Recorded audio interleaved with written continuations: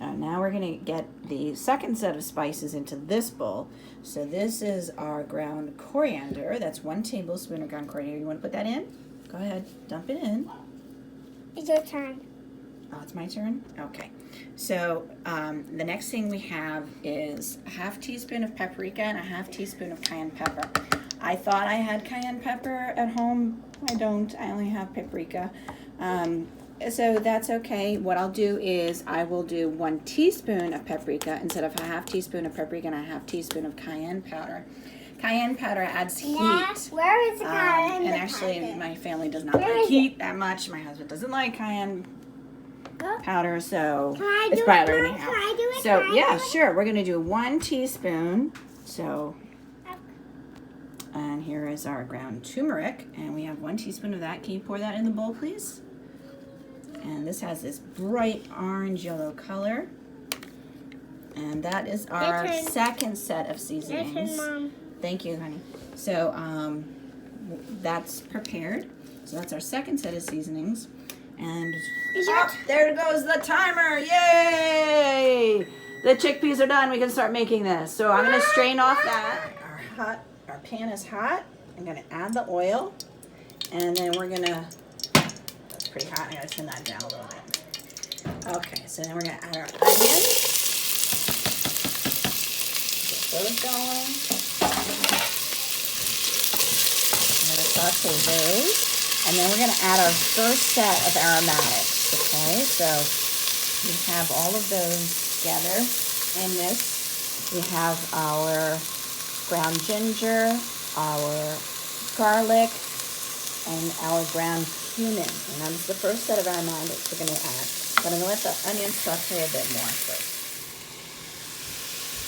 All right, so these have been sweating for a bit, and they're beginning to look translucent. I'm going to add the 1/4 teaspoon of the kosher salt, and then I'm going to add in our first batch of aromatics. Okay, so in they go. And what you can't do is smell this. It's amazing.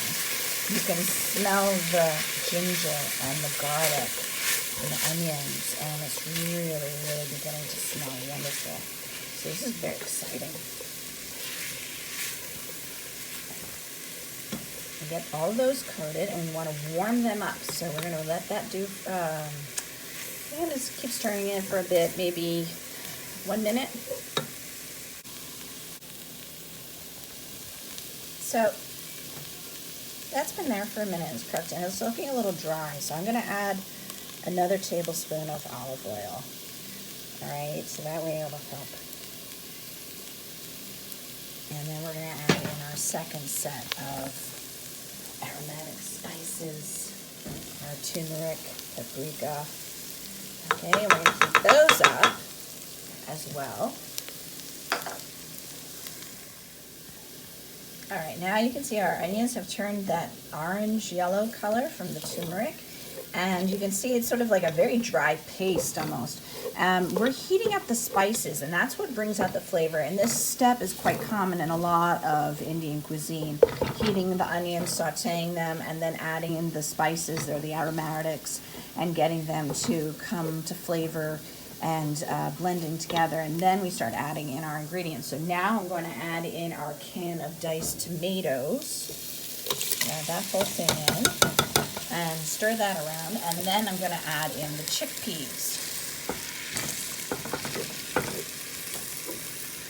And stir this in. You can see all the beautiful colors blending together, and it smells amazing. And I'll add in our chickpeas.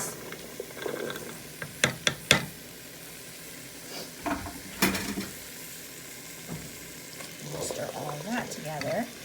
And I'm going to, we're going to cook that for a while. And I'm going to add also now in my bay leaves, my 2 bay leaves, and my 3 cardamom pods. All right, so I'm looking in here. I see everything's been stirred together. It looks great. There's not a lot of liquid, and I do want to cook this for a while. I didn't cook the chickpeas for so long. They're not that tender yet. And so since I'm using dried chickpeas as opposed to the canned chickpeas, which are a lot softer, I'm going to add in a cup of water.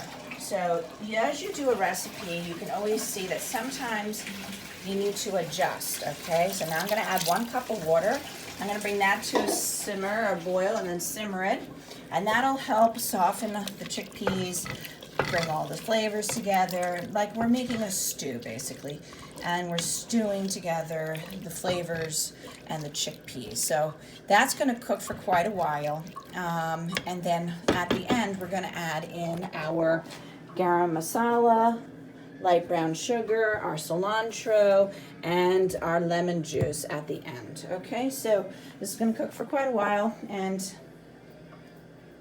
I'll get back to you soon.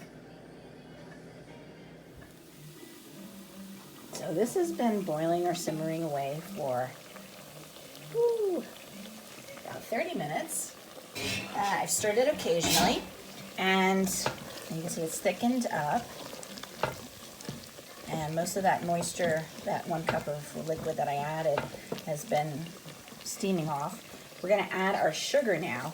That's 2 teaspoons of light brown sugar. I'm going to add that and stir it in. That's for sweetness. That's going to cut some of the spice from all those spices. So we have to balance that out. And then I'm going to add our cilantro. So let's get that in. I wanted to add that at the end. It was originally in the recipe to go in at the beginning. And then I really like the green color of the cilantro. So I didn't want to cook it too long, because the longer it's going to cook in there, it's going to cook into it. And I really want to see the bright green in our recipe. So we're going to add that. And the last thing to go in is our garam masala. So I'm going to let this cook though for a couple minutes, say 3 minutes, and then I'm going to add the garam masala.